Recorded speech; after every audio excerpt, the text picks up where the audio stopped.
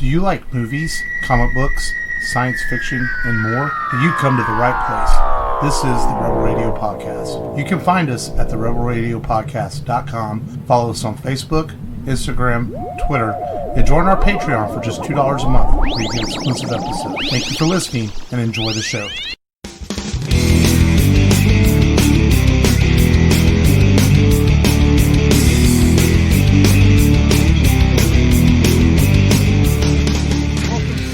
Podcast. This is Mark. It's all happening. Welcome, guys. Oh, I didn't let you introduce yourself. Yeah. You're Matt.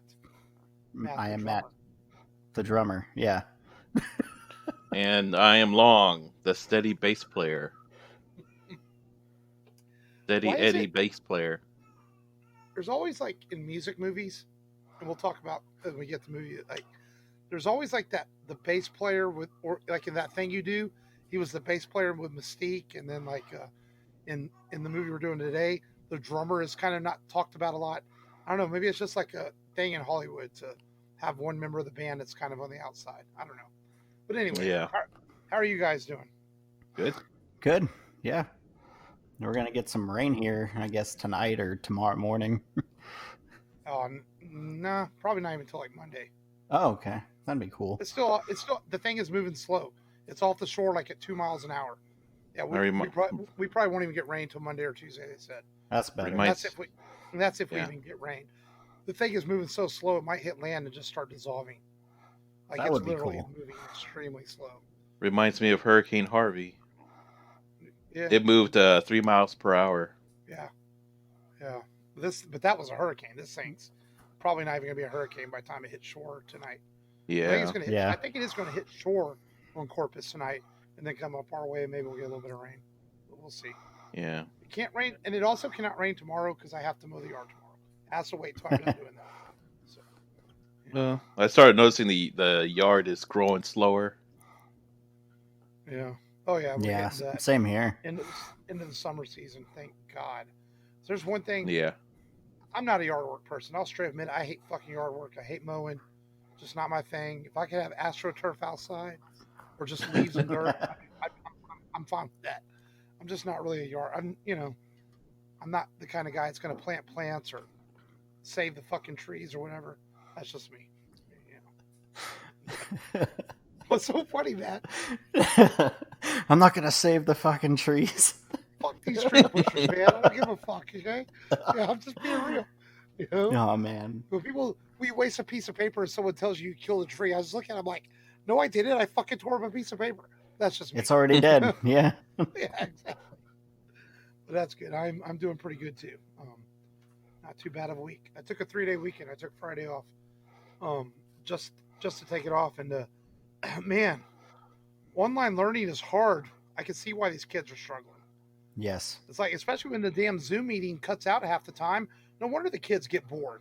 Teachers. My son's got hacked. Yeah. The teachers talking, they can't hear anything. They're like, well, okay, well, I'm bored. What a disaster 2020 is as far as all that goes. Yeah. So, I mean,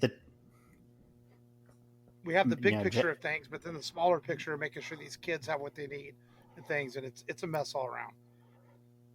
Yeah. Thanks, Trump. My son, he's got like four or five tabs open, and the teacher's going over the material in one tab. And so he's got to click over and take notes on a separate tab. And then if she happens to move on while he's trying to take notes before he clicks over, then I guess they have a thing where you have to note take as part of your assignment. So we got permission for him to just write it down. But there's obstacles, like you said. Yeah. It's very, very hard, especially when you got like other kids in the house and you can't really devote all your attention. Redonkulous is the word I would give it. I don't know. Yeah. We'll see. And then, I don't know. It's been the story of 2020, obviously. COVID-19 and changing the way we do things. I mean, we're still podcasting remotely and instead of hanging out with each other, which, I mean, I've gotten used to the remote thing, but I'd much rather hang out with you guys in person and do the show, And Long's over there like, fuck, I don't want to drive anywhere. I'm good doing it like this. I already know. Yeah. I already know what he's thinking. Yeah.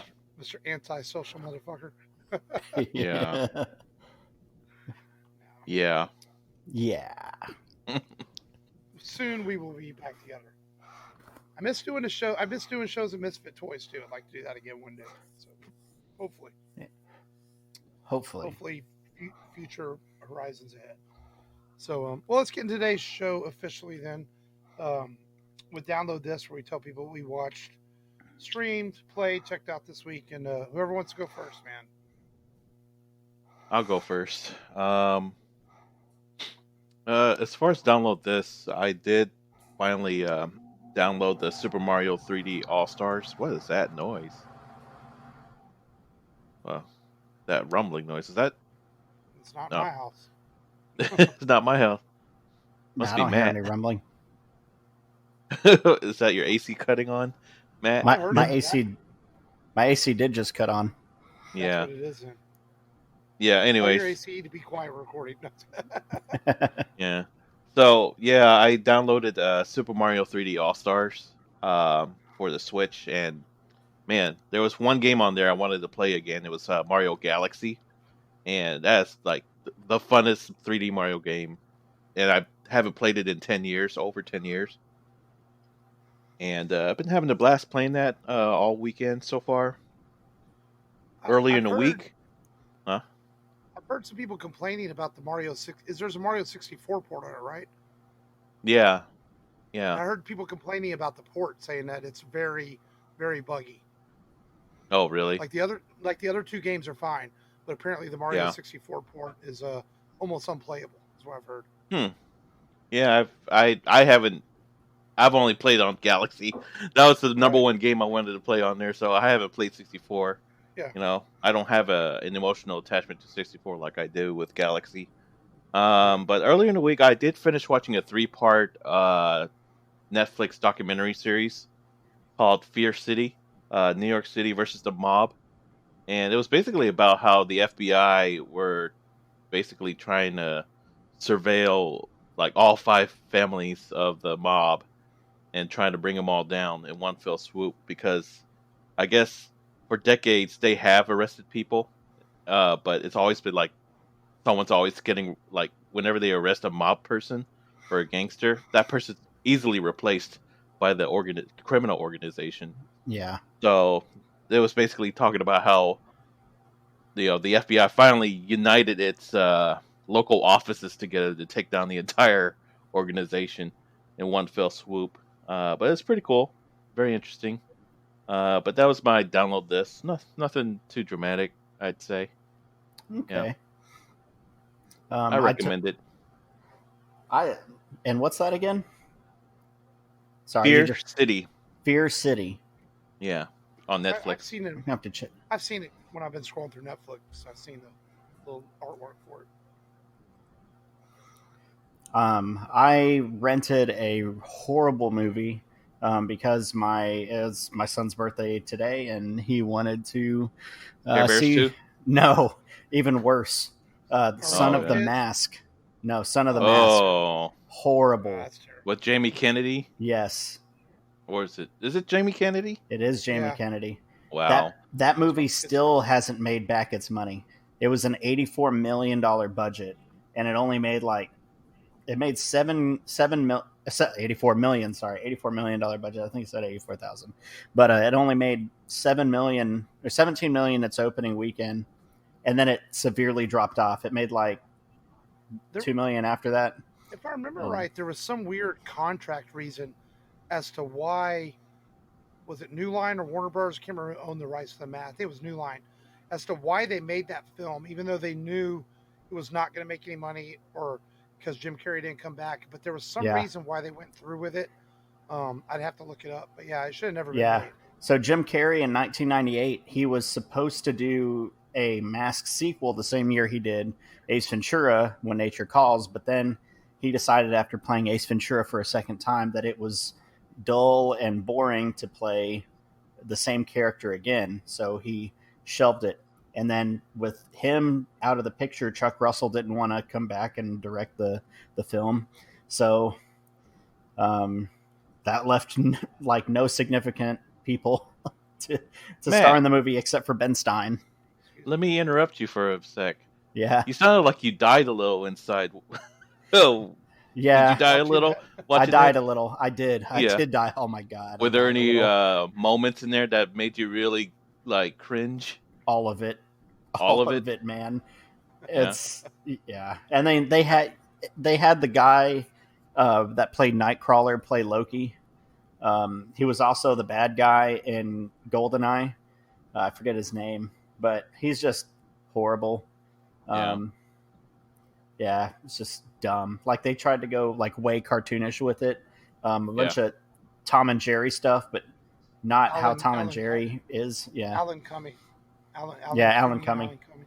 He played Nightcrawler. He almost, the director almost walked out halfway through and said he regrets not walking out halfway through. So that could be a Patreon film in the future, maybe. If we do the Mask 1 month. I want to go back to what Long said about how, like with kid films hit all three range of emotions.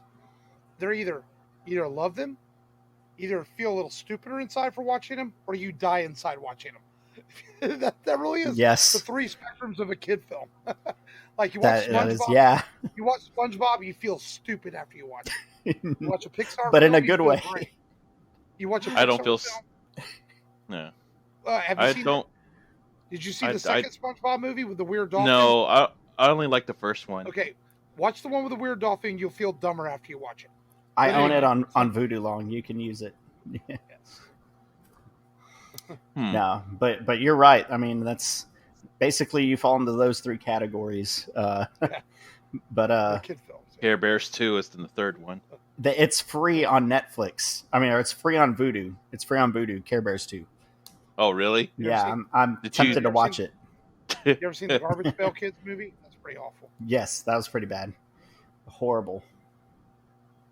Another thing, I took advantage of some deals on Voodoo, and I got a Gladiator and Braveheart 2-pack. I watched Gladiator. I didn't watch Braveheart. Yeah, we've already covered those movies. Yeah, but and then I bought Mask of Zorro, and geez, it's freaking awesome. It's Netflix all the time. Yeah, but I wanted to own it. Jackie wanted to own it. The first one is good. The second one's not so good. Yeah, second one not so good. But Antonio Banderas, Anthony Hopkins, and then Catherine Zeta-Jones is also really good. Too bad the sequel just in 2005 wasn't up to par.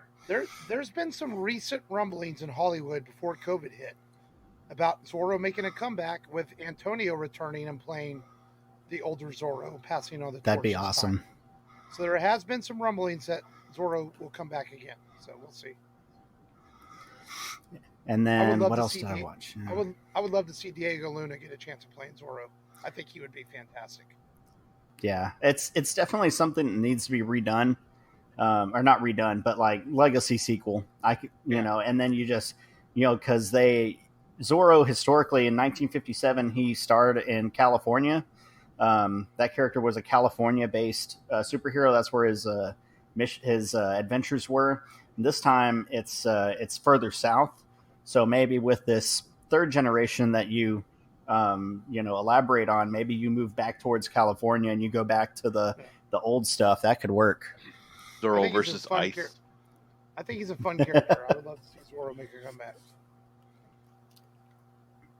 But and then I watched up to episode 4 of The Boys, which is Homelander is very, very disturbing and I still haven't watched weird. Past the first episode. Yeah. There's the thing about milk. It's strange. Oh yeah, it gets worse, and it morphs into something worse. I can only imagine with Homelander. That is.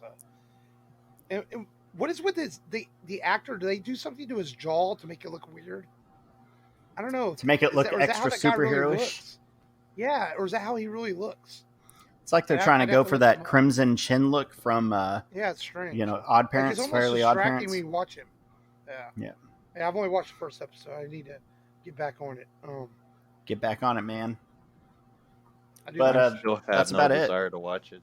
No, No, not You're really. just a slacker long. No, I just don't feel like watching depressing shit, dark, I wouldn't nihilistic say that. stuff. I don't think it's That's boring just depressing. my opinion. I think it's worth it just for Carl Urban. Carl He Urban's makes the show. awesome. He makes a show. If it wasn't for Carl Urban, I don't think I'd be as interested in the show. He makes me want Absolutely. to watch it. Yeah, 100% agree with that. Yeah, he really makes the show work. Without him, I don't think the show works. So,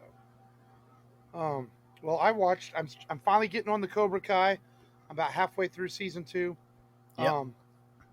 But you know, the more I watch it, this is a show that 3 or 4 years is enough because the niche of it's going to run dry. It's already starting to feel a little dry mid-season, season 2. It's like the corniness of it wears off, and you start to see the flaws in it. And it's hard to look past those flaws when you get a certain point in it. You kind of accept the flaws the first season because it's kind of, oh, this is fun. It's kind of neat. It's kind of nostalgic.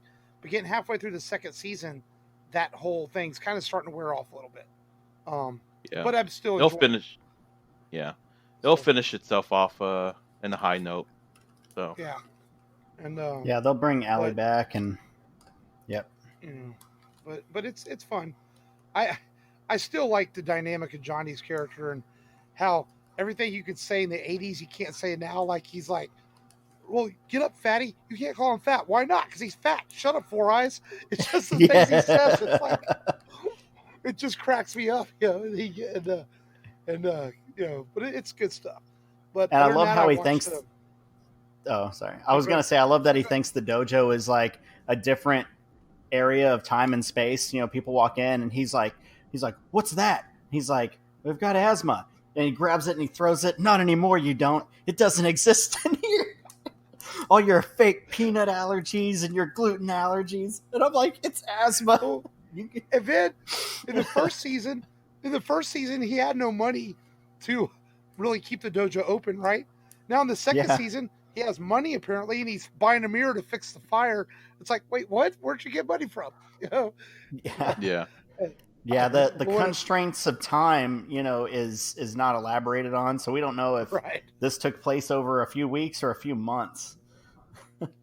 But one thing I did have to say is Miss LaRusso is kind of a MILF. Yeah. Yes. I'll leave it at that. But I also watched Superman Man of Tomorrow, the reboot for the DC animated universe. How was that? Man, I liked it. I liked it quite a bit. It's kind of weird. It's a different take on Superman's origin. But it's kind of lighthearted, but then it gets really dark in parts. And I actually really enjoyed what they did with Superman in that film. A lot of new voices in there, new people voicing Lex Luthor, a new voice for Lois, a new voice for Superman. So that Mr. Luthor took a little getting used to. Yeah. But I really enjoyed it. I think it's a good kickoff to the rebooted DC animated universe. And then there's a trailer on there, like behind the scenes of the Batman Soul of the Dragon that's coming out, where it takes place in the 70s. That looks like that's going to be a hell of a lot of fun to watch. But man, it's good. DC Universe just continues on with the good stuff. And I know there's been some people that haven't liked this Superman. I don't know why. I guess they want the same old boring Superman origin. You know, they throw Lobo in this one, and Lobo's really cool. And so maybe they wanted to do it that way. I don't know. But so far, so good. I like that's Lobo. That's really all I watched this week. I used to watch episodes of the new Justice League, you know, way back when, and I like that episode where Lobo shows up, or right after Superman dies, but he really gets blown into another dimension. And he grows a beard, and he's fighting off creatures with a sword, and he had to kill a wolf with his bare hands, and he's wearing this wolf cowl over his head, and he just looks friggin' Superman barbarian-ish. Yeah, and I think Lobo's one of those characters like Deadpool that when he came out, he got overused a lot. But now I think he hasn't been used as much in recent years, so it's kind of like cool to see him again. Well, I know which episode you're talking about of Superman, so those were cool. But it's good stuff, man. I recommend watching it. And good kickoff to the return to the DC animated universe for Superman: Man of Tomorrow. So, and then next up we have the Batman: Death of the Family coming out. It finally got a release date, October 13th. That's going to come out. So Nice. that'll be the next DC animated, even though it's like a short film, but that's the next thing that comes out. So cool stuff.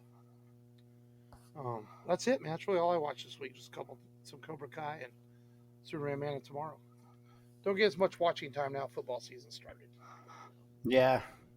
Practice nights and things like that. So that's okay. So are they going to play football every Saturday, your son? Every Saturday morning? Games every Saturday. I think our only off week is that Saturday of Halloween. So yeah. Like next week our game's at 3:00. So I hope it's not too hot. So we'll see. All right. Well, let's get into today's featured film then, which is a movie that kind of personal to me in some ways. I'll explain why in a minute. Also requested several times by a friend of the show, Winter, who's been on a couple of episodes with us. She has texted me a few times going, "When are you going to do this movie? When are you going to do this movie?" I told her we would do it for the 20th anniversary, which of course has just gone by for this film. And I was actually really surprised this movie was 20 years old already. I guess time goes by as you're getting older, because it feels like just yesterday when I saw this film, a film that I fell in love with immediately when I watched this, and that is Cameron Crowe's semi-autobiographical film, Almost Famous. I usually don't summarize. I guess I'll summarize this one today.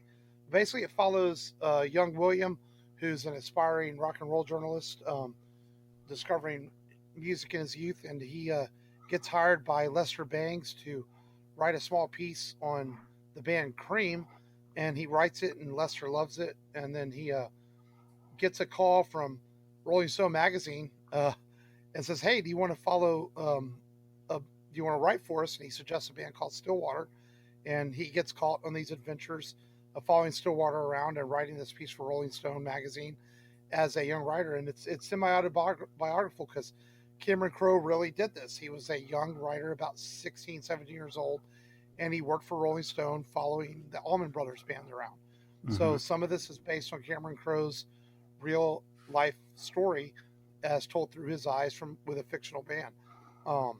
And the movie plays like a music record from beginning to end with adventures of these characters that we all meet along the way. And there's not a character in this movie that's not relatable in some sense to most people. If you've ever loved music in any way, you're going to love this movie. Cameron Crowe says it's his favorite film he's ever made, and he stands by that to this day. And this is just a film that makes you feel good about watching movies. And I would think this is one of those films that if you didn't like this movie, there might be something wrong with you, you know? Or you just totally don't fucking get music, you know? And I will tell the story as why this film's personal to me. In 2000, when this came out, Pearl Jam was coming to Houston, and had a friend that came into town to see the show with us. And we went and saw this movie waiting the day before the show. And my dad was out of town. And I told my dad about the movie, and he really wanted to see it because my dad liked music. We would always be in the shop where we worked together, and we listened to music and work and stuff like that. And I told my dad about this film, and unfortunately, my dad never got to see it because he passed away a couple weeks later, or about a month later after this came out. So the film always kind of holds something personal to me as a movie that I was excited to tell my dad about and he never got to see. But it doesn't make me sad to watch the movie or anything. I still love this film a lot. When did you guys first see this movie? I first sorry, Matt. I'll go good. first. Yeah, you go. I first saw this movie on I believe IFC channel probably about 12 years ago. And I remember that when I was watching this movie, I was channel flipping, and I just happened to catch the movie like 10 minutes into it, like right after the flashback scene of William. His name is William, right? Mm-hmm.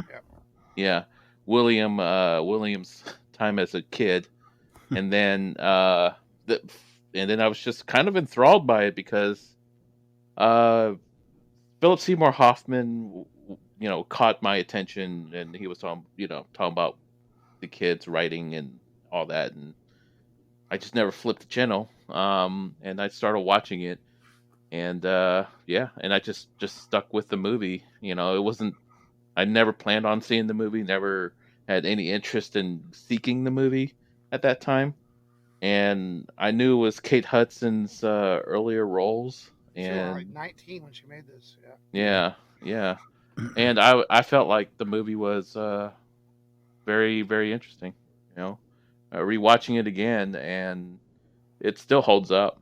Yeah, I still enjoy it, and I don't know what was it. I'm trying to figure out why I never flipped the channel. Because it's not a movie that I usually just sit down and watch, especially something that going into blind like that. But I just it probably. Well, Hmm. I think it's the movie. We'll get to you in a second, Matt, but I feel like the movie, it's like that. It's like a great record. It pulls you in. You listen Yeah. to a really great record and you don't want to stop it. And this movie Hmm. is like that. And I think in some ways that's what Cameron set out to make, a great film about friends that you can relate to and go on this journey with them. Yeah. So maybe that's what it is, just pulls you in. Yeah. Yeah. Yeah. Pretty much. I think what the film does best is make you feel like you're kind of on the bus, on the plane, riding around with these guys, and you kind of feel like you're just stuck in that moment and you're just watching it go on. I think that's what it does best. I felt like I was there. Immersed. Yeah, immersed. Yeah. There we go. Well, that and William is a young writer who, like, when you're a kid, who didn't want to either to be a journalist or a movie star or a rock star. So there's all these things in it that whether you're a young person watching this movie or an adult, you can relate to. Everybody wanted to be the cool guy like Russell that played guitar, got the babes. You wanted to be the lead singer like Jason Lee. You wanted to be that guy who was a front man. If you're females, you wanted to be the cool chick like Kate Hudson or Penny Lane's character. She plays Penny Lane. I mean, and I think that's the thing about this. And for parents, you can view this movie differently when you get older. You're like Frances McDormand. You want to be that protective mother or father and take care of your kids too, but you also realize you have to set them free into the world. And I think, and Cameron Crowe does a great job of that in all of his films, whether it be Jerry Maguire or Fast Times at Ridgemont High. He has this way of telling these coming of age stories that are very relatable to anybody who watches them. Yeah, the first time I watched this film, my mom bought it, and it was whenever DVDs were a thing. It was starting to come out on DVDs, and she bought it on DVD. And I just kind of remember loosely following it, and all I really remember is some stuff on the bus, and then Kate Hudson getting her stomach pumped, and that's all I really remembered. So I got to pay more attention this time, and man, this movie is it's a treat. You're drawn into the story. You're kind of siding with the kid because maybe you were, a little, repressed and a little quiet, but and he just goes on this crazy journey and just kind of hops from bus to plane and is carried along with Stillwater. And I think you get great performances from a lot of people. Everyone after this movie had a great career. Zooey Deschanel was basically an unknown before this movie, and she had some good roles. Jason Lee, Seymour, Even Patrick Fugit, who played William, he was young in his movie, but if you look at his IMDb page, he's had a consistent career. He's been on a lot of stuff. Yeah. The mom is very genuine. I feel like she's the only one that is honest in the film, 100% of the way. Right. William. I don't know. Sound like you're hating on her through our texting. Yeah, I hate on her music preference for sure. And the great thing about it is, like, the scene where she scalds Russell. They really had Billy Crudup on the other end of the phone, and they filmed that getting his reactions. So it's pretty genuine. Wow, I thought that was really great. Really great. Yeah. That's funny. I know. What can I think of his name? The Cream magazine owner, Philip Seymour Hoffman. he was sick, I guess, through the whole thing, Yes. and it kind of adds to he his had the flu. character. Yeah, his coughing and stuff just kind of. I feel like it adds to his character, and I was like, I wonder how it'd be if he was healthy. It probably wouldn't be the same. And he only filmed for like 4 days, but he has some of the best lines in the movie. Some of the most important lines. He's ultimately William's conscience, who helps him guide him through this journey and keep his head level.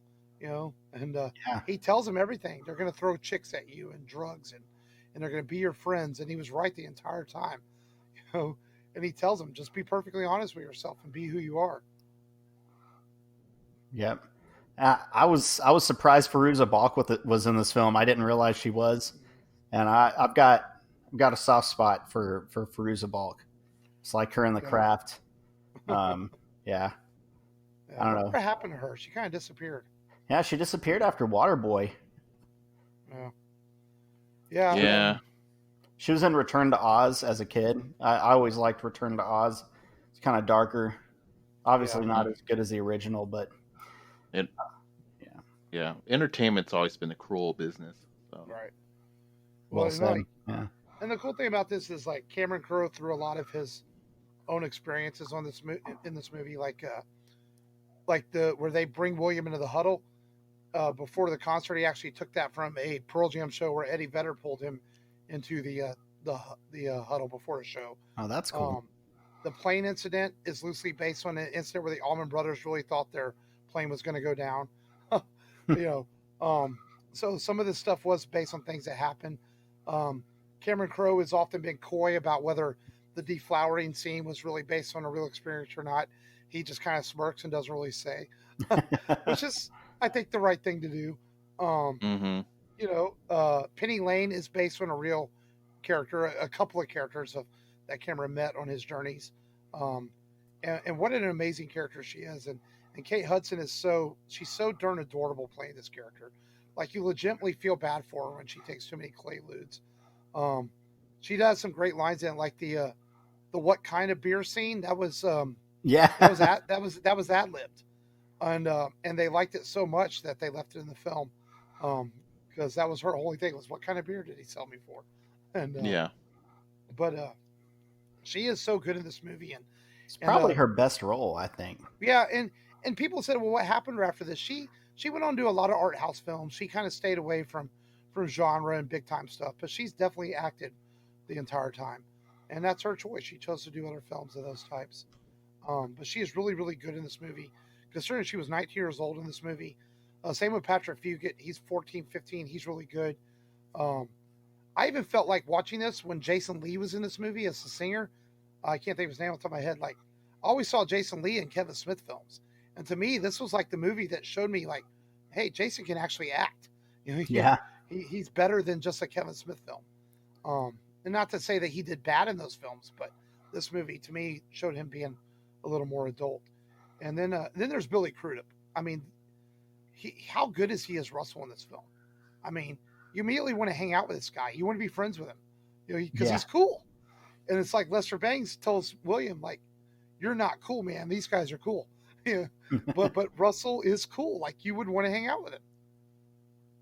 No, he really is. And I felt like he cares. He's out of all the band members, I felt like he was the most genuine. And and that's the thing. That's why he doesn't answer William's questions. You don't know it till the end of the movie, but he was protecting William the whole time. Yep. Yeah. What was I going to say? Oh yeah, Kate Hudson's character. I just think that she's been solid in every role that she's had. She's just a really good actress. Even in her, like, she did one chick flick, How to Lose a Guy in 10 Days. And I really liked her in The Skeleton Key. It was more of like a horror thriller. It's where they switch bot. If you haven't seen Skeleton Key, she gets looped into caregiving for this old woman. This old woman really just wants to use voodoo and switch bodies with her. So it's really, really cool movie. If you haven't seen Skeleton Key, watch it. But man, this is an actress that just hasn't done anything bad that I can think of. Everything I've seen her in is really good. And it was cool seeing something that, I think this is her best performance. I thought it was Skeleton Key because, I like scary movies. But yeah, this movie changed my look on Right. her. I think she's really And this really movie good. did very well during award season. Won some Golden Globes, won a couple of Oscars. Um, and crazy thing is, most movies have a music budget about $1 million. Man, this movie had almost a $30 million movie music budget, Wow. which is Wow. insane. And they got rights to all the tracks except for one, and that was the Led Zeppelin track that they ended up using. They showed the movie to Robert Plant and Jimmy Page, and they loved the movie, and they gave Cameron permission to use the song. And Led Zeppelin didn't give out songs very often. They did it very rarely. But Cameron got to use their music twice because he got to use a song in Fast Times and he got to use a song in this. So they must have really liked Cameron Crowe to allow him to use their music more than once, which is insane. Which, of course, one of the most famous scenes in the movie is music related. Whenever the band looks like it's on the verge of breaking up, and Russell leaves and he goes to the house party and he does all kinds of drugs and he screams, "I'm a golden god," which is taken from when Cameron Crowe apparently witnessed Robert Plant saying that at some show. No, it was Almond Brother, actually. Was it? Oh, I thought they Yeah. thought it was Robert Plant, but Nah, and he I was jumps in the pool, and they come to rescue him, and we get on the bus, and we have the really great moment where they all start singing along to Elton John's "Tiny Dancer," and it's just one of those movie moments that's just like you're just smiling and maybe finding yourself singing throughout it yourself. Mm-hmm. I found myself changing the lyrics to "Hold Me Closer, Tony Danza." No, Matt, no. No, okay. But you can't talk about this movie and not talk about that scene. No, yeah. And it's funny because Cameron Crowe talked about in a recent 20th anniversary thing for this film how Patrick Fugit was terrible singing, so they had to turn him down so you couldn't hear his mumbles. It was so bad. Apparently, some of the actors looked at him like, "What the fuck are you doing?" Wow. So, yeah. And his voice broke during filming because he was in puberty. Yeah, because he went through puberty. Worse. Yeah. Yes. Oh man, he sounded like the dude from The Simpsons. The clerk, the register, the guy that works the registers. That's my only my small little nitpick with Fugit as an actor. He's fine when you're in like regular scenes, but when it comes to like really dramatic scenes, like the one where he tells Kate Hudson that she's being traded off for beer, and then she's like telling him, "Well, it's not the real world," and then he's like, the way he acts that line, like, "Real world, what real world? What do you mean?" He was pretty monotone. Yeah. When he was getting frustrated. Yeah, I think it's also kind of part of being young and learning because he admits he was very nervous, but he also credits Billy and Jason Lee and everyone, apparently all the older guys apparently really took him under their wing on the set and really made him feel comfortable and didn't make him feel like a kid, so he gives them a lot of credit. And I think the movie came around very nicely. There is an extended version of the scene. In fact, Cameron Crowe wanted to name the movie Untitled, but Warner Brothers wouldn't have it. They said, no, you have to title it something. And the director's cut is actually called Untitled. It's about 20, 30 minutes longer. Just a lot of little scenes that add to the characters. Nothing major. I don't feel like this is not one of those director's cuts where you feels like it's adding anything to the film to watch it. A lot of scenes where Williams trying hard to get his interview. So those are more little added scenes like that, but nothing major in it, but it's interesting to watch. I think the theatrical cut of this film is just as good, but overall though, like I said, this film is a very likable film. We've talked about before how movies that you can tell they're having a good time making the film. This is definitely one of those. This is a movie you can put on, just relax and enjoy, and you're going to feel good after you watch it. It's not one of those, as Long likes to say, depressing, nihilistic films. You're generally going to walk away from this film pretty satisfied. As soon as this pandemic is, over with, I'll probably start watching that shit again. But right now, I need to be in the happy place, and Almost Famous put me in that happy place. Yes. There we go. That's good to hear because, man, I enjoy this movie a lot. I watch it maybe once a year. I'll put it on and watch it. One of my favorite music movies, along with Tom Hanks' That Thing You Do, which is a whole fictional story. This is more based on a real story, but I give this movie we don't give a whole lot of movies A pluses, but I give this movie an A plus. I think Almost Famous is a great film. A little interesting fact is there's a record needle dropping at the beginning of the film, and if you stay all the way to the end of the credits, you hear the record needle lift up. So it's like the whole movie is like a record playing, which is kind of cool. But I give it a solid A plus. I really enjoy this film a lot, and it means a lot to me personally too. The way I feel about music. Yeah, I definitely give it an A for sure, at least. Yeah, it's an A for me. And, if you've never seen it, definitely recommend watching it. It's been a while since we've rated a movie at A. Yeah. All three of us. Definitely one of Cameron. I don't remember Crowe's what best the last works. one was. Yeah. I enjoy Jerry Maguire a lot too, but I think that Almost Famous is my favorite Cameron Crowe film. So. Yeah, he wrote the script and then he sent it to Spielberg, and Spielberg said direct every word of it. Direct every word of it. Yep. Yeah. And yeah, cool, good stuff, man. Yeah, man. Good film to talk about. A little bit off our. We do a lot of sci-fi and action, and every now and then we throw in a comedy to keep Long happy so that he doesn't go nihilistic on us. I'm just kidding, Long. So this was a fun one to do, a little bit off of our genre. Life is suffering. And they're really great. Yeah. So that gets us into our top 5, and I had suggested doing top 5 fictional bands, but we're going to do top 5 bands that we never got to see in concert.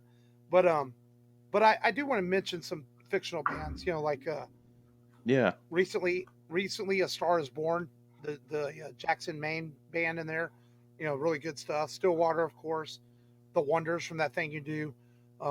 There's been some good bands over the years in movies, and but we're going to do top 5. I've never seen that movie. What?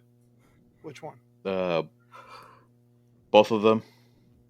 You never seen That Star Thing Is You Born Do? and That Thing You Do? Yeah. Well, Star Is Born is on HBO Max if you still have it. Yeah. Now, the reason why I haven't watched That Thing You Do is because I used to work for Blockbuster Video. Okay. And when that movie was about to hit the video scene, they played that trailer every hour of of my whole shift, and I heard it and they would play that same trailer like twice every hour too. It might be So on I HBO heard, Max also. yeah. So I've resisted watching it because of the fact that I kept hearing that song, that Thing You Do song, like hundreds of times in 1 month. So I got such a great movie though. One day. Yeah, I'm sure it is. Yeah. I know if we were ever to do that on the show, Carrie from Metal Geeks is going to want to come on because it's one of his favorite movies. So. Yeah. But let's I'm do surprised our you top didn't. 5. I'm surprised you didn't invite what's her name on the show for having us review it. Well, I think she doesn't have all the mics Winter. and equipment like we have, though. Yeah. Oh, okay. But well, let's do our top 5 bands we never saw in person. Long, you want to go first, man? Yeah. Number 5 on my list is definitely Led Zeppelin. I wish I saw this band live. A lot of their songs are really good in studio, and I heard that a lot of it translates really well as live performances too. Because even though they play these songs that are famous from their studio albums, they tend to change the songs in live performance and probably even make them better from what you heard. I think there was one song that I heard on their live album that I really, really love, the live version more so than the studio version. And it was, what was that name of that song?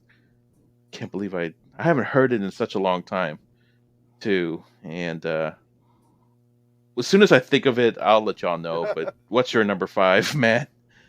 I had a chance to see this band, and I didn't get the tickets. It was the last classic rock band that the Houston Rodeo livestock show ever hosted, and it was REO Speedwagon. I'd gone 2 years before that and seen Styx and Kiss. I wanted to see REO Speedwagon, and I never bought the tickets, and I regret it. My number 5 is the Beastie Boys. Mostly because they never came to freaking Houston. They would play Dallas and San Antonio, but never got to see them. I really always wanted to see the Beastie Boys in concert. They put out this great concert film a while back called Hey, I Fucking Shot This, where they handed out cameras to like 15,000 people in the crowd, and they let everyone shoot it, and they had everyone turn the cameras at the end, and they made this concert film out of it. And there's so much energy behind it and all that, and it's so cool. And I'm like, man, I always wanted to see these guys, and but never got to see the Beastie Boys. Yeah, that's cool. Nice. Yeah, they look like a fun group to watch. What, two out of three of them are dead now, huh? Just one, but yeah. Oh, yeah. I introduced Jake to Beastie Boys like 2 weeks ago. Well, I finally found the song that I liked from Led Zeppelin that sounded better live than the studio. It was "Over the Hills and Far Away" Yes. from the How the West Was Won live album. Mm-hmm. Excellent song. I love that song so much. The live version of it. My number 4 is The Who, with all 4 members alive. I know Roger Daltrey and Pete Townsend are still alive, but yeah, if all 4 were alive and they were still doing their concert thing, that's another band that translates well from studio to live. I saw them in the year 2000 with 3 of the 4, because John Esselwhite was still alive when I saw them. How were they? Fantastic. They put on a hell of a good show. As expected from classic old rockers, huh? Oh yeah. From old school rockers that work the grind. Thing that always blows my mind away about the Who is Yeah. the fact that Roger Daltrey is tone deaf. But then look at what he pulled off in his career. That's amazing. He's tone deaf. Wow. Yeah. Well, yeah. And there are some bands that I heard that don't translate well live. And I heard what Linkin Park, I heard, was a band that didn't translate well live. Oh. Like their studio albums are better than their live performances. And who else was that? And some of the more modern bands, that don't have a safety net while they're performing live. But yeah, what's your number 4, Matt?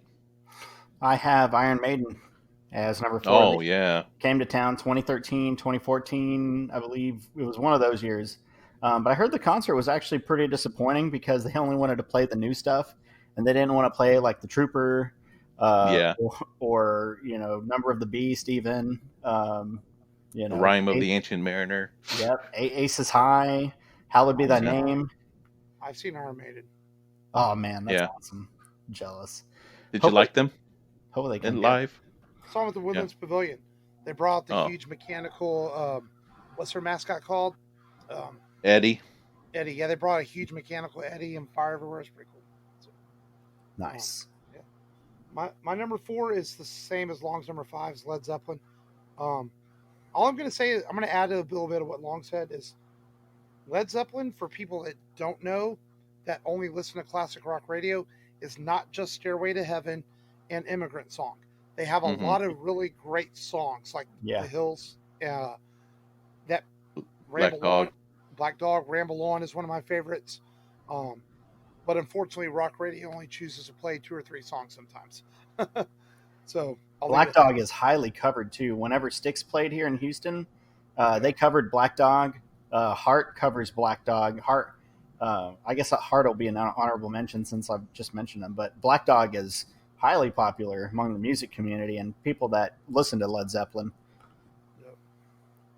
Your number 3, Long.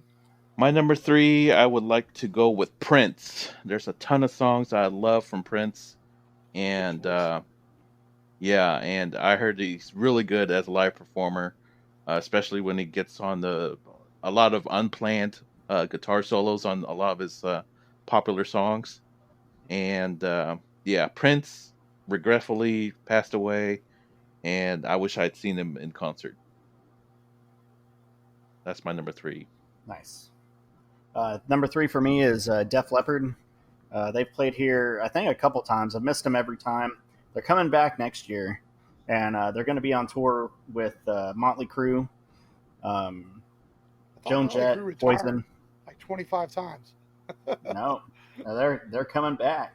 Maybe they're like the Eagles, where they just replace their their lead singer and just keep on going. But yeah, they're coming back next. They're coming next year, so maybe I can catch them next year. I know Van Halen. They're always in rough shape. Eddie Van Halen is always in drugs, Yeah, so he's never in condition to tour, from what yeah. I've heard. Kind of like Axl Rose, I guess. But Axl Rose actually Well, performed for AC/DC for a few years, right? While they well, a few shows. Not few a few shows. years. Yeah. Yeah, a few shows. My number 3 is Guns N' Roses. The original lineup. I would love to have seen them with Izzy Stradley and the original members. I know they're still touring, and Axl has actually cleaned himself up because part of the deal with Guns N' Roses reuniting was that Axl had to stay clean or he doesn't get paid. And apparently he's done very well the 2 or 3 years since Guns N' Roses has been back out there touring. And it shows. If you go on YouTube and listen to recent Guns N' Roses shows, he sounds good again. He sounds healthy. You go back and listen to some of those Guns N' Roses show where it was Axl and a bunch of guys calling themselves Guns N' Roses. He sounded like a dead horse, sounded terrible. So he does. You can tell he has improved his life. And I've always wanted to see Guns N' Roses, and hopefully one day I can still maybe get to see him. Was it true Axl Rose was like performing on a wheelchair or something? I think he had hurt his. I heard. Yeah, he had hurt his foot a few Yeah. years back, and he actually used the same. It's funny. Him, Jonathan Davis, and Dave Grohl have all. Okay, Jonathan Davis had a throne he was using on his solo tour. Dave Grohl borrowed the throne and used it Yeah. to do some shows when he broke his foot. And I think the Yeah. throne made its way to Axl to do a few shows because Axl had some sort of surgery. So it is kind of Yeah. a true story. Yeah. Huh. Okay. What's your number 3, Mark? Guns N' Roses. Oh, okay, okay, Yeah. okay. So We're on number 2. Number 2 is kind of tied. With U2 and another and another UK type band, Pulp. But U2 during their Zoo TV tour, I wish I'd seen that when it was touring around in the early '90s with all the big screen TVs and them playing some of their classic songs and songs from Achtung Baby, which is one of my favorite albums from them. I wish I'd seen U2 live, and I know that they did the Joshua Tree tour, 25th anniversary tour, a few years back, and I heard that was really good. But and then Pulp is kind of a lesser known band for sure, but they were part of that wave of British pop rock that came out in the late '90s, early 2000s, with Blur and Oasis, Oh yeah. and Oh yeah, and they have so many witty songs, so many great sounding songs on there. Not very many people know them, but yeah, it's one of those. They're retired now as a band, but if you guys ever want to hear some of my favorite songs from Pulp, I'll definitely recommend them to you. Or if you want to hear something that's a little bit different, I think the Killers had some influences. Were influenced by Pulp. As far as their music sound, like the Killers' first album, Mr. Brightside. Oh, Mr. Brightside. You can, if you ever listen to Pulp, you can kind of hear the musical influences in Mr. Brightside album. But yeah, that's my number 2, Pulp and U2. I've Go got ahead. Ozzy Osbourne for number 2.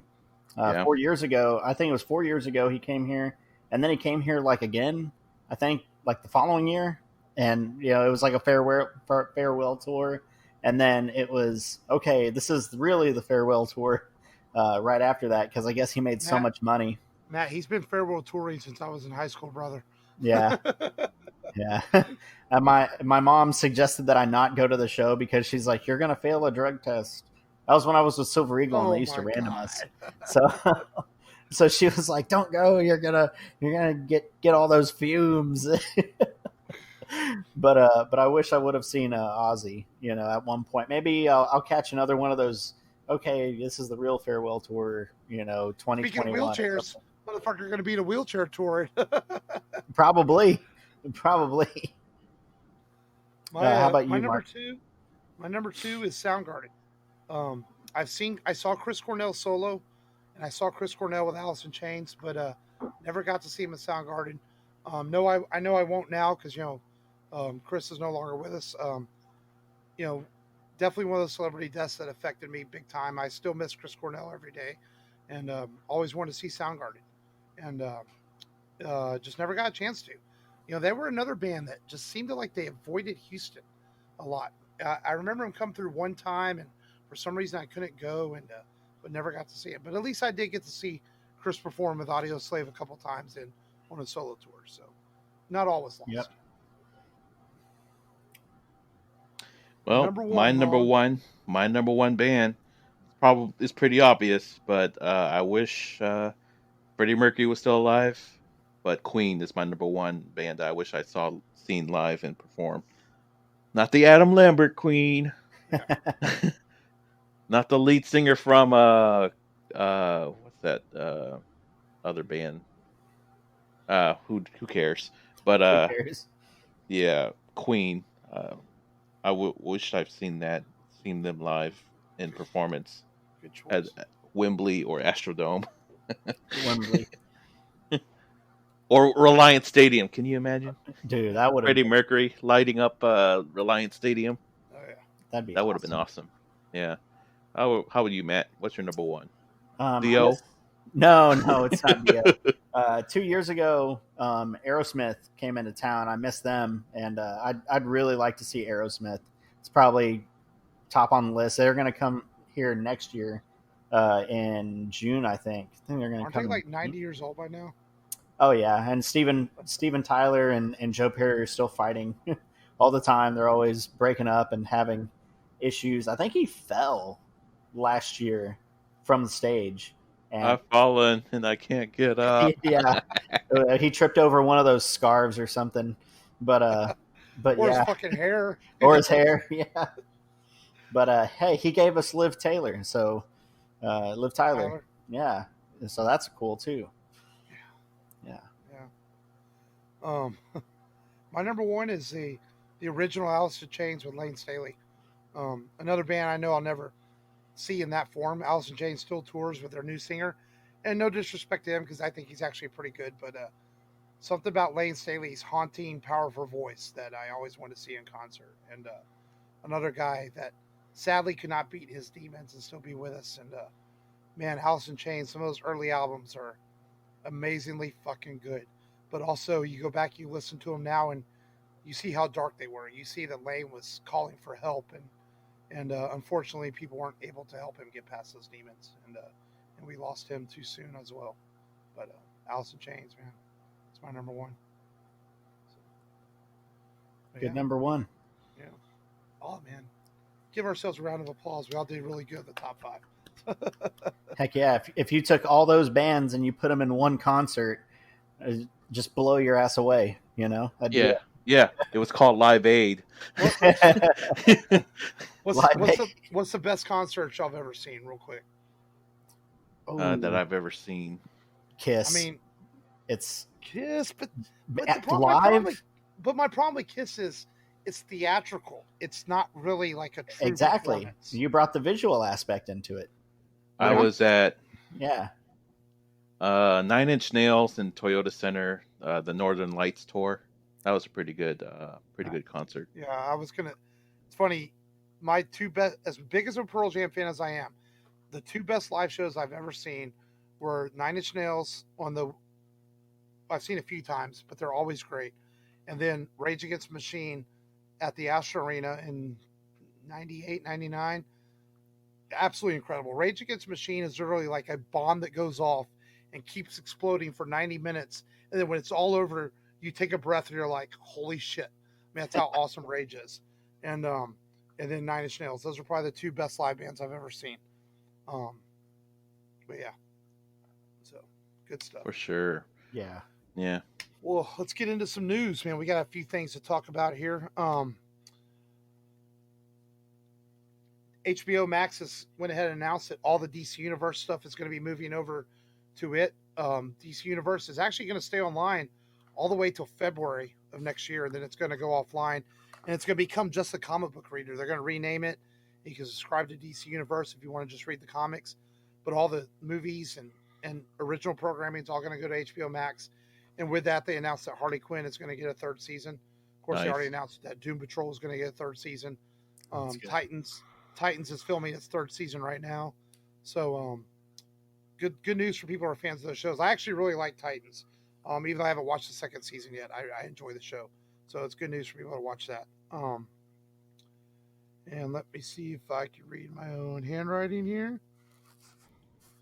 Oh, we have a She-Hulk casting announcement. I don't know how to say her name. Tatiana Maslany. Tatiana Maslany. Yeah. Maslana. I forget. I guess she's known from Orphan Black, not a show I watched, but it's a really good show. People seem to be really down with this casting. They seem excited about it. So yeah, when you have an actress who plays at least 10 different personalities in one show. Oh, that's that show? Yeah. Oh, I have seen like one episode of that. Okay. Yeah. That's yeah. You'll get some. Thankfully, she'll only act 2 different personalities, or actually just one, because She-Hulk gets stuck as She-Hulk. She doesn't turn back into Jennifer Walters at all. Yeah. So yeah, it'll be a fun ride to watch for sure, and I can't wait to see Mark Ruffalo again in his role as Bruce Banner. Right. He is my favorite version of Bruce Banner. As far as especially the Hulk once they made him Smart Hulk, I really liked the version in game. Yeah. And other casting news from Marvel, Jonathan Majors, who is from the recently Lovecraft Country on HBO Max, which is very popular. Apparently he's going to play Kang in Ant-Man 3, which there's been a lot of rumors that Kang is going to be the next big bad guy in the MCU. So I'm wondering if they're going to have him appear in Ant-Man 3, that it's probably a smaller role just to introduce him. It also opens up the fact that we are probably going to get a black actor playing Mr. Fantastic, which is kind of cool. Because anybody knows the story of Kang is Reed Richards' son from the future. So I think that's kind of cool that we're going to get some interesting or some changes, I guess, in the Marvel universe and get some fresh blood. So I'm really looking forward to a really good Fantastic Four movie. So cool stuff. Yes. And from everything I've heard about Lovecraft Country, is he's really great in the show. So I think that's, I haven't watched it yet, but I've heard good things about the show. Yeah. And I've been meaning to watch it. A lot of rumors going, nothing solidly confirmed, like Variety or Hollywood Reporter hasn't picked it up yet, but apparently Henry Cavill is signed on for 3 more films, and is going to come back and play Superman, which we've kind of known that this is in the works for a while. Henry from the beginning has said, I haven't left the role yet. I still want to do it. So maybe they just haven't crossed the T's and dot the I's, and we'll get an official announcement sometime this week. Yeah. And I don't think there's anyone that's going to complain about him coming back. I don't.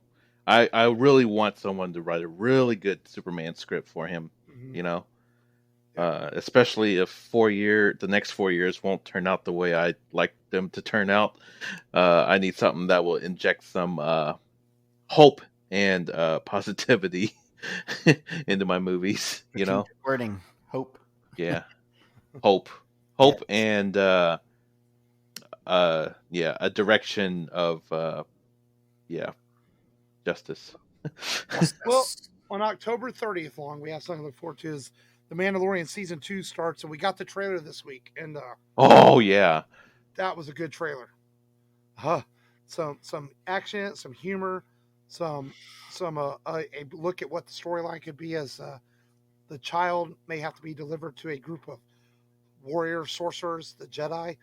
Got to look at Sasha Banks in the trailer. No look at Boba Fett or possibly Ahsoka yet, but there's people that say that Boba Fett's jetpack is on the back of the Mando speeder.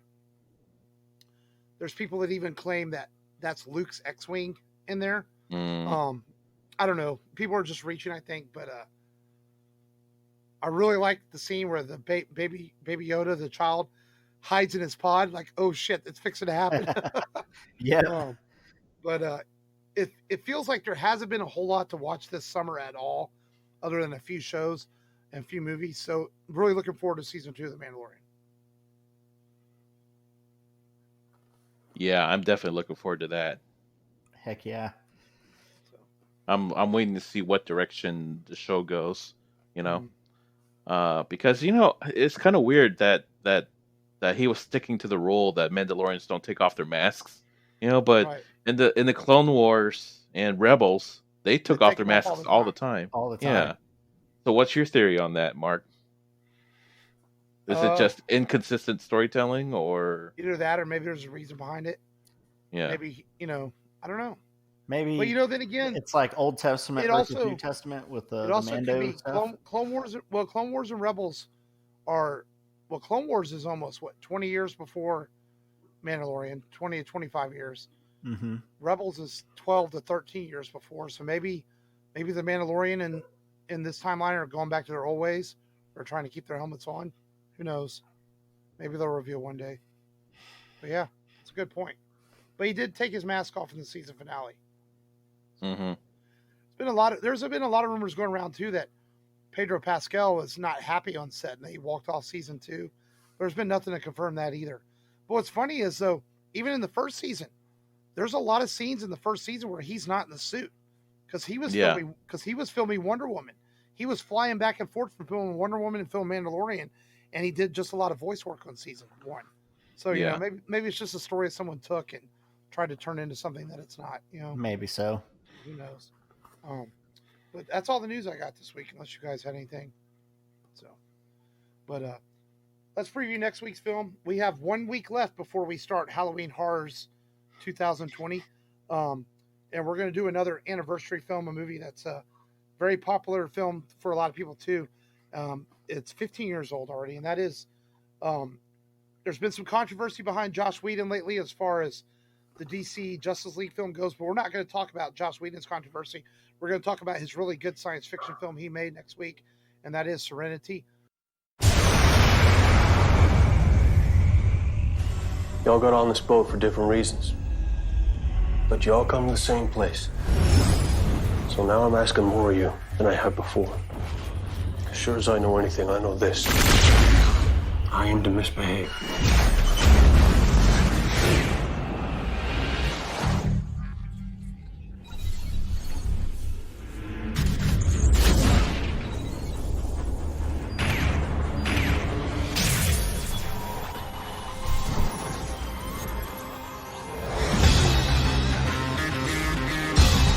I'm taking your sister under my protection here.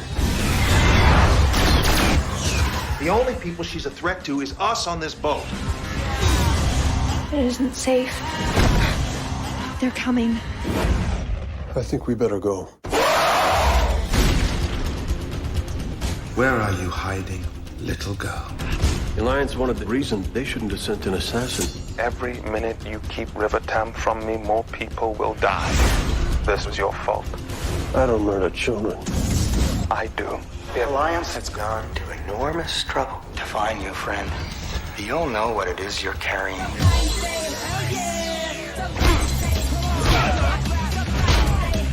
You know that girl. She is a mite unpredictable. Mood swings of a sort. It's worse than you know. It usually is. It's a fair bet the Alliance knows what's coming. No. They're not gonna see this coming. Let's be bad guys.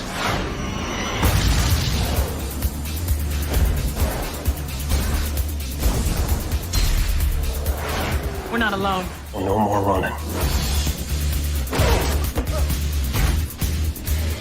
This is gonna get pretty interesting. Define interesting. Oh God, we're all gonna die? I want to resolve this like civilized men. I'm not threatening you. I'm unarmed. Good.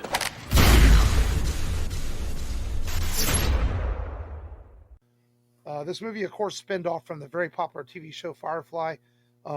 It's got a huge fan base, very, very popular. The movie has found a huge popularity on Netflix and through home video. A lot of people for years and years tried to save Firefly, but now the actors have either gotten too old, some of them have passed away. So it looks like we're not going to get a Firefly revival unless it's done as a reboot. But should be fun to talk Serenity next week on the show. Damn shame Joss Whedon never used his all that capital he gained right from Avengers and proposed it to Disney. Yeah. You know, so yeah, because Firefly was a great show, and Serenity was a good cap off to it with the movie, and it's probably the best thing I ever liked that Whedon did. And not that I didn't like Avengers, but Avengers wasn't his property. Does that make sense? Firefly was his property, and I really enjoyed it. So we'll talk. Who knows Serenity if he's still interested in doing it? Yeah. Yeah, who knows? So we'll talk Serenity on next week's show before we get into October and scary movies and stuff. And be paying attention to our social media this week, as I will be officially announcing what our Halloween movies are to the public. We three already know what they are, but everyone else doesn't. So secrets. But as always, thank you all for listening. This has been the Rebel Radio Podcast at therebelradiopodcast.com. And join our Patreon for just $2 a month so you can get exclusive episodes. And as always, we thank you for listening. This has been Mark. This has been Matt. This is Long, who's almost famous. Only in our own minds. As it's all happening, thank you very much. Until next time, remember, just go there and do it. Do it. Do it.